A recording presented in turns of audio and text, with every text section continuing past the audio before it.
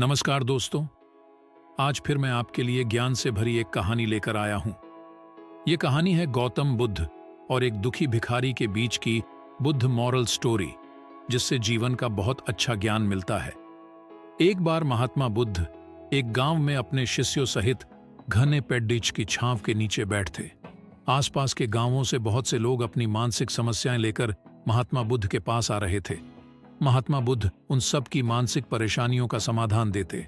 सब लोग खुशी खुशी अपनी समस्याओं का समाधान पाकर वहां से लौट रहे थे।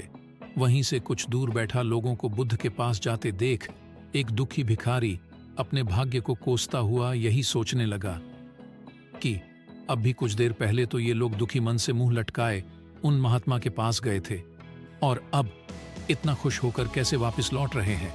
आखिर माजरा क्या है? जरा मैं भी जाकर देखूं कि वो महात्मा ऐसा कौन सा खजाना बांट रहा है इन लोगों को। वे इतने प्रसन्न हुए कि उनके चेहरे लाल हो गए। जब वो दुख भिखारी कुछ नजदीक गया तो उसने देखा कि ये महात्मा तो लोगों को प्रवचन देकर लोगों के दुख का निवारण कर रहे हैं। ये देखकर भिखारी के मन में भी तीव्र इच्छा हुई कि क्यों ना मैं भी इन महात्मा को अपना दुख बताऊं। मुझे भी अपने दुख का समाधान अवश्य मिलेगा।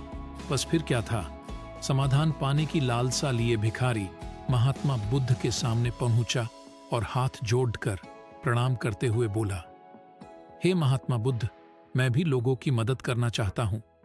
मुझे लोगों की मदद करने की बहुत इच्छा है, लेकिन मैं कैसे मदद कर सकता हूं? मैं बहुत गरीब हूं। मेरे पास न तो पैसे हैं और न ही कोई ऐसी चीज जिससे मैं किसी की मदद कर सकूं। मैं कोशिश करने पर भी किसी की मदद नहीं कर सकता। मुझे भगवान ने इतना गरीब क्यों बनाया? हे महात्मा, मुझ पर कुछ कृपा करो। इतना बोलते हुए भिखारी रोने लगा।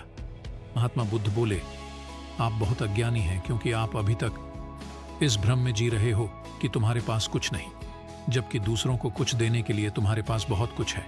तुम बिना धन और वस्तु के भी दूसरों की मदद कर सकते हो। तुम्हारे पास जुबान है जिससे तुम मीठे शब्द बोलकर किसी के दुखी चेहरे पर मुस्कान ला सकते हो। इन्हीं शब्दों की ताकत से तुम किसी के भी टूटते हौसलों को फिर से मजबूत कर सकते हो। इन शब्दों की शक्ति से आप किसी के भी मन में सकारात्मक विचारधारा के बीज बो सकते हैं और उसे गलत रास्ते पर जाने से रोक सकते हैं। तुम्हारे दो हाथों से किसी भी कमजोर या लाचार व्यक्ति की सहायता कर सकते हो। आपके दो आंखें किसी अंधे को रास्ता दिखा सकते हैं। तुम किसी के लिए दुआ कर सकते हो। ये हो सकता है कि उनके बुरे काम फिर से हो जाएं। आप किसी के अच्छे स्वास्थ्य की कामना कर सकते हैं, लेकिन अज्ञानतावश तुम अब तक इस बात को समझ नहीं पाए और इस भ्रम में अब तक जीते रहे कि तुम्हारे पास मदद करने के लिए कुछ नहीं। किसी की मदद करने के लिए धन और वस्तु का होन